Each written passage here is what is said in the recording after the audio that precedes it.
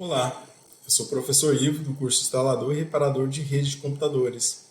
E na disciplina de Conceitos Básicos de Redes, eu vou abordar agora a seção 6.4, como configurar um roteador Cisco, que está no capítulo 6 do material preparatório para certificação de redes da Cisco, CCNA Módulo 1.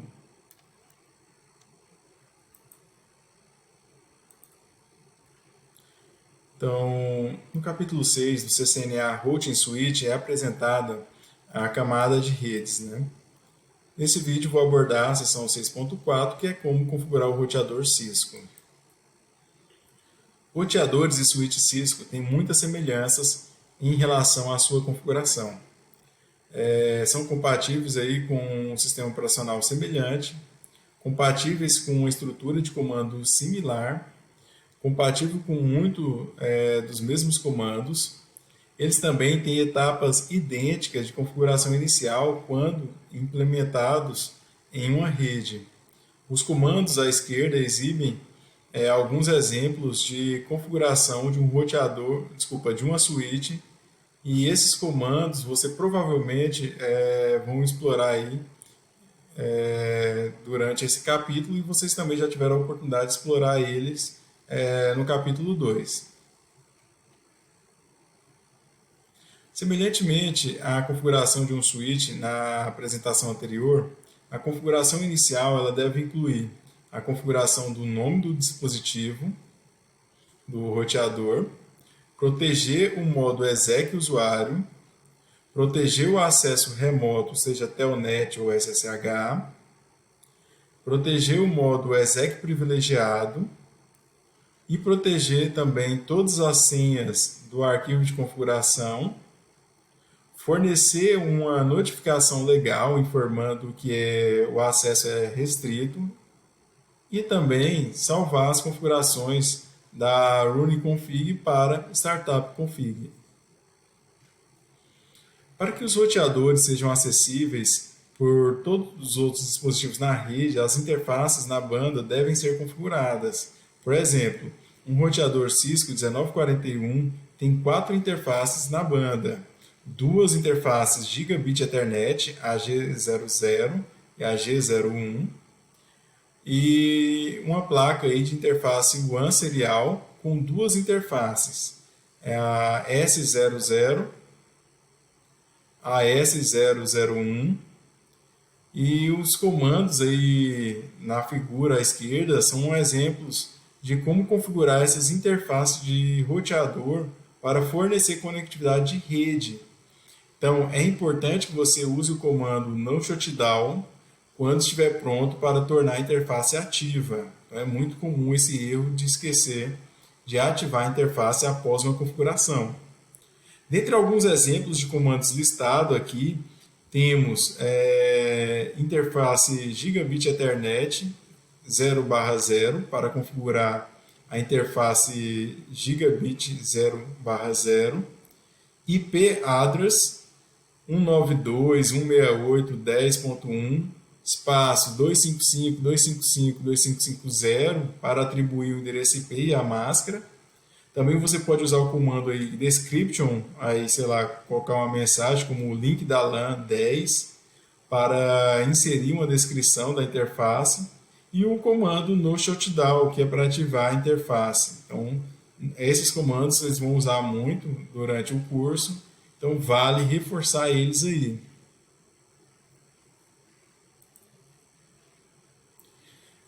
Depois de configurar uma interface, ou para fins de solução de problema, há vários comandos que podem ser usados, né?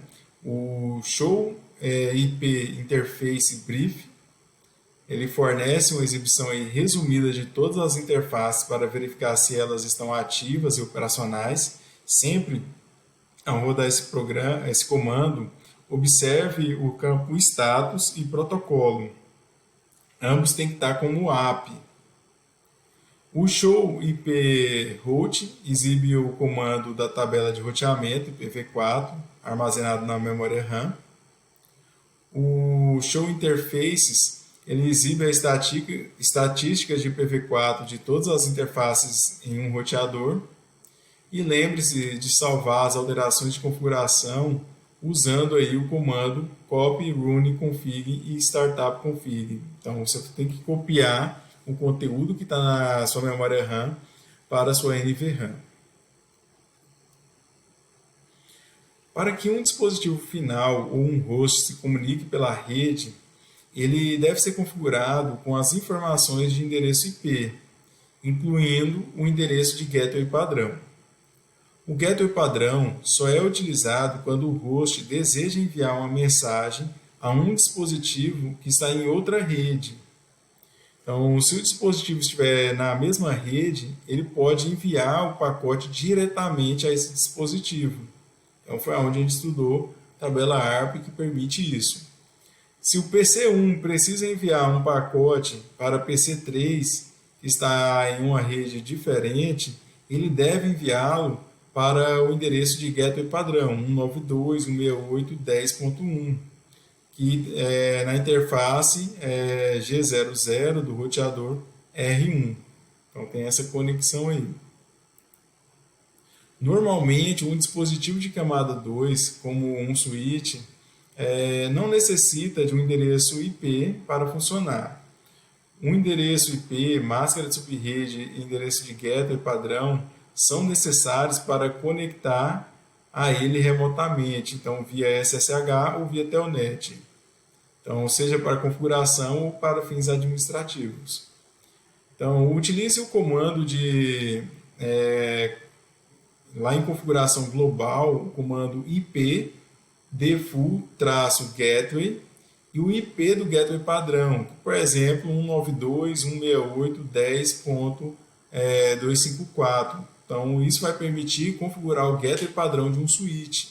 É importante observar que um switch não usa um endereço de gateway padrão para encaminhar pacotes a host da rede local para a rede remota.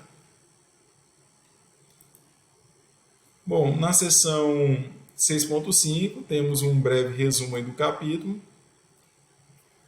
No capítulo 6, então, foi explicado como os protocolos e serviços da camada de rede possibilitam as comunicações nas redes de dados, como os roteadores permitem a conectividade de ponta a ponta em redes de pequenas e médias empresas e como os dispositivos roteiam o tráfego de redes de pequenas e médias empresas e, por último, como implementar aí as configurações básicas de um roteador da Cisco.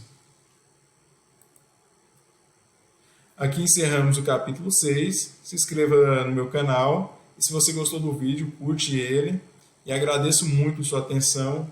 Um grande abraço.